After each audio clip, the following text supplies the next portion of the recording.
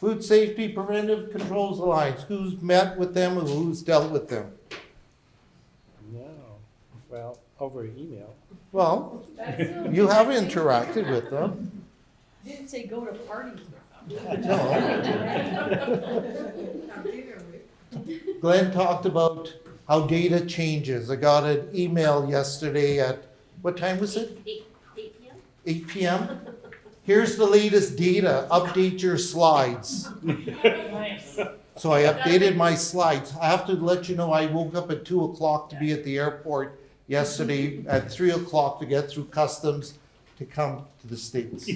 At which point I got an email that my flight was canceled, then I had to book from Philadelphia via Charleston, or to go to Miami and then to Charleston, or Charlotte, and then on to Philadelphia, right? So I had choices. Needless to say, I was a little sleepy last night. Canada, just outside of Toronto at the Guelph. Not China. No. Oh, no, that was question number 1 on the Nexus Pass. How you been in China in the last 14 to 24 hours? All right. Certificates so far for human food, 780,000, domestic and international. Lead instructors, most of them are domestic, which I assume means in the US. Total participants registered, domestic and international. Upcoming registered participant courses, 304. Those are in the upcoming year. Participants completed, an average class of the size was 13 people. Very intimate. Yes. Not very profitable either. No. No, But you get more done in a smaller class. I think we've hit the masses yeah. already.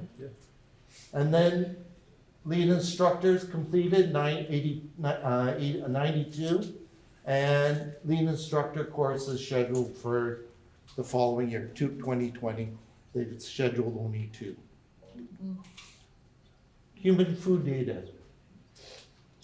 Who's done part 1?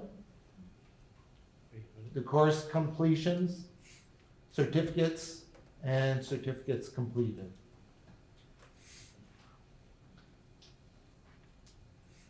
So, as you can see, it's going down and down. Why do you think it's going down and down? Burnt out. Burnt out, what else? It's one and done, right? Yeah, it's one done, yeah. Yeah. Okay, So what's the starting date?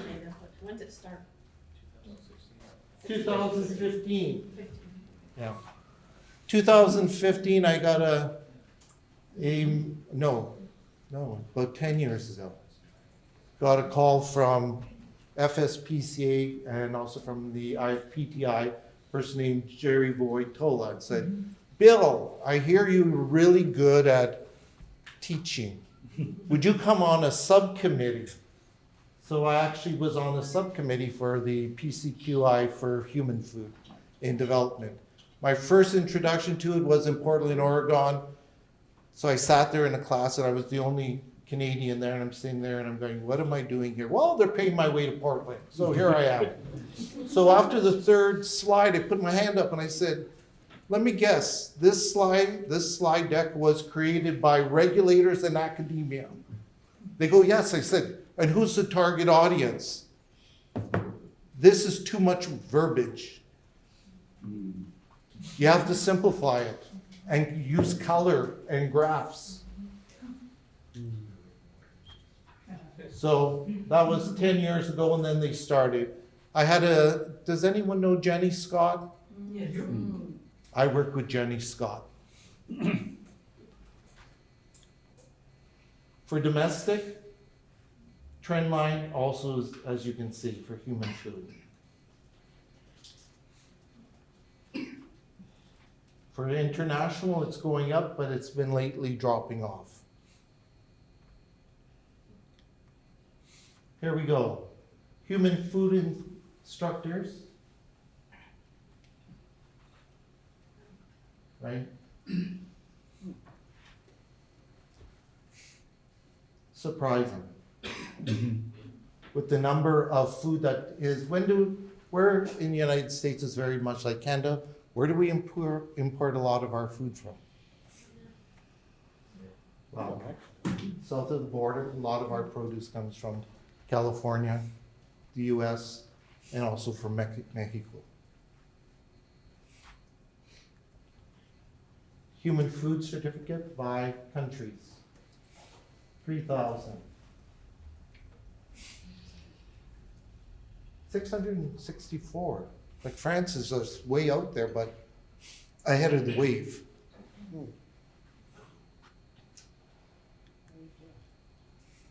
By countries. Those are actually courses that have been taking place in those countries. That is through food, FSPCA.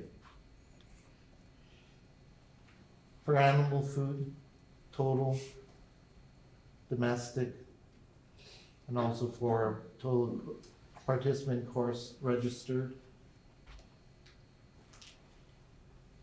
Lead instructor courses, they've only had one for next year. Demand is going down. Cumulative animal food data, as you can see, they've broken it up. Enrollment in next year, or this year, I should say, 336 and 25.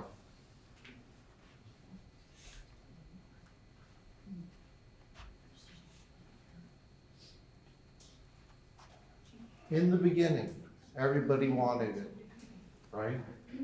Now we're going down, down, down. So have we reached saturation point? Or do we have to change our marketing strategy? Do we have to update? What audience are they going to look for? Those are the questions I have. We're having a hard time filling the animal courses, and I think you're getting the obvious people, you know, your big companies. Yes. Or what, Chef Boyardee, no, what is it? McCain, Yeah, big pet company. food, Purina. yeah. But now. But those are really good party food too. Oh, yeah. Little snacks So on now you get the bowls. people who aren't quite sure if this is what they have to do. Right, right? But ignorance is not bliss, right? Well, No. I find it to be. Certificates, What does that stand for? food safety, Foreign supplier. foreign supplier verification program. Foreign supplier, so there's a part of the rule that says if you're importing into the country, you don't fall under PC, you fall under this other one. So basically, you have to, your supplier in a foreign country has to be able to give you the documentation and or proof that is being used by the American company to validate you as a preferred or validated company to, right, that you're following a food safety scheme that is equivalent to the US. It's equivalent to subpart G. Yeah. Subpart G. We had to have a balanced program. So knowing that all these numbers are dropping and you talked about suggesting that, you know, they could, are we plateauing because of saturation? Is FSPCA doing any investigations to kind of cross-check if that is the case? And I guess the second question goes back to Glenn's talk about, you've got a map of all our food players, but we don't really know who has to comply or not, right? And the attestation was a huge thing for me, so thank you for that. But is there a nexus to kind of look at those two segments of the required training and the target of who you're, you know, on your hunt, for lack of a better term, looking at these places? And I'm looking at that from an extension perspective of we're being challenged, we feel challenged to try to find the people to raise awareness of this. And how are we gonna be able to do that? Is there any data between these 2 points that you're sharing today that kind of gives us a better insight as to how we can address this issue? I don't know. Okay. Well, I think it's also targeting the folks that are ready to scale up. You know, Yeah, of course. And those are the individuals that probably are getting ready to scale up and haven't even gone through this Mm-hmm. and have no idea about it. And I Yeah. think that that's really the target. Yeah. I the entrepreneurs who want to get started, to start a The people in business. the food making spaces. Yeah. You know, the folks that are just still a little Not sure, yeah. And I'd say one of the problems, because I work with the people running the food making places, don't even have history. No. No, that's right. Hey, Bill, I just got a question for you. Yes. Now that you've been providing here, is the source of that data just from the FSPCA side? Yes. And does it correlate also to other consulting companies and certification bodies who are providing these types of courses, whether it's through like Alchemy or some other courses as far as? If they're providing a FSPCA approved course, I think that data is captured, but if it's not FSPCA approved, then I don't think so, but I'm not sure. Because again, the definition means that you don't have to specifically take that course in order to become qualified, so. Exactly. The question is. That is a there- good point, which So is the I- question then going to Amanda, are we seeing a decline overall, or are we just seeing a decline in the qualified course there? right. I will pass it on to Jerry and Donna. Okay.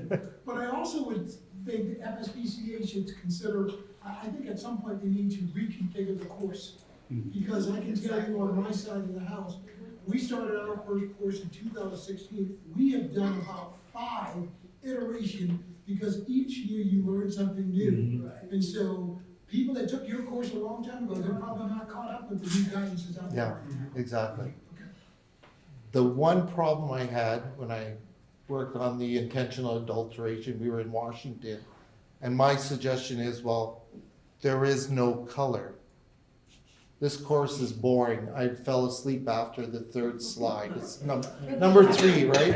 And they're going, well, we have a template, but put color to it. So you have to engage, you have to entertain people to engage and then educate them.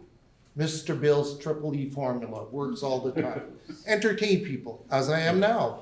Engage. Some of And those then- slides take 2 breaths to get through, That's true. or maybe 3. I'd like you to sit a little closer. At the front of the class. No, I don't want And so I don't know whether or not they were limited in what they could do. Because I said, why there's no videos? There's all sorts of videos out there. Put some videos on it, Jenny's in it. The Jenny's one. right? That's Let's not go there. It's a rites of passage. Yes. So for next year, as I said, they have only one lead instructor for 2020. So we have foreign supplier verification part 1. Course completed, issued, and whether or not course was completed. Numbers are going down, as per always. But as you said, are we reaching the right audience? Is there another audience? Is there a group of people that we need to meet? We have to get in contact with them. I say yes, because I deal with a lot of startup people, right? And they're like deer in the headlights. They're like, what? What are you talking about? You mean I have to write this all? And they're thinking they have to write like the Bible. You know, it's gonna be thick and whatever, but they don't know whether or not they have to and to what extent, but you have to educate them. Say, according to regulations, legislations or act, depending on which country I'm in, where do you qualify? What do you have to do? And what are the timelines? Is it next year, last year, or this year? Intentional adulteration and VA vulnerability assessments. Yeah, that was the course in Washington. It's changed a lot. A friend of ours has taken the course, and one of the instructors say, at this point, I'd like to mention a big thank you to Bill Lachowsky, because this is why we have colors and this is why we have graphs. All right, so lead instructors, 52. Who here is a lead instructor? Who here has taken, oh, are you a lead instructor? No, I'm not. You are? Not for this one. Excellent. How How Not was for that it? one, no, no, I no. know no. Donna is. Yeah. I got enough to do. I know Don is. Yeah. We have one, but he Okay. didn't So we come. have one in the northeast? No, we have one, but he didn't come. Bill, you are too, aren't you? No, not yet. I'm one course away and the test. I'm signed up to take the one in April. I think there's like The 12 course last I year. was gonna take filled up before I could get Yeah. into it, so. Where's the one in April? Where's the one in April being held? It's Is it the one warm? in Arlington, Virginia, it was It's warmer announced than here. last week. Oh, look. Arlington. April 28th, I think, April 28th, 29th, 30th, something like that. Right.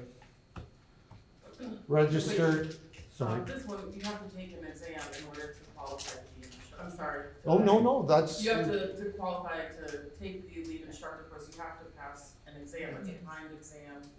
Yes. It's like 30, 40 something questions. yeah. And you're It getting is- a need for this in New York? It's part of our extension outfit, so we have someone from Cornell that can offer it. But that's a very large dollar cutoff, right? It's Yes. like a lot. There is a number of unpaid courses you have to take, and then you have to pay for, I think, 2 courses. And then you take the exam, and if you pass the exam, I think 85 or 80% has to be the pass. Then you can apply to become a lead instructor, take the course. Okay. I don't think so. Average class size 14, lead instructors next year, just 1. That'll change, of course. Trend lines, intentional adulteration is where it's at. What is the most intentional adulterated food? Any guess? Honey. Okay, you know, honey. Yeah. The bee population's going Oh, down. that was your wife. The actual, it's going, right? But yet supplies of honey on Netflix, there's a great one about, I think it's called Rotten. There's one about the honey industry. Scary, It's pretty much all of it, right? Anything that's clear, yeah. adultery. Fun fact. Okay, food defense awareness, the courses, number minutes spent. Key activity types, these are the ones that are free to identify the 4 key activity types. Mitigation strategies that accompany for those 4, right? That's a free course. And food defense plan. I think these 2 courses are the ones you have to pay for. I think. So enrollment, 215 last year. Any questions? And it's the end. I finished under a minute. I have a question. Where's your table for how much they actually learned in these courses? Yeah, Your so I do surveys have, come in. I do have a little, yeah, to that end though. Yeah. The last time FSPCA came, the success rate of evaluation rate response was what, 3%? So has there been any additional efforts to increase that evaluation? And if so, how are the responses overall of knowledge gain and understanding the content and implementing practice? I will pass that message on. When I was at the University of Guelph, I had a program called Loblaws Academy. So Loblaws is a big company up in Canada. And so they wanted all of their global food suppliers to take an 8-month course on food safety. 8 months? 8 months. What does it mean 8 months? Like 8 1 months. full hour a week? I don't know how many hours people took, but 1 month was 1 module.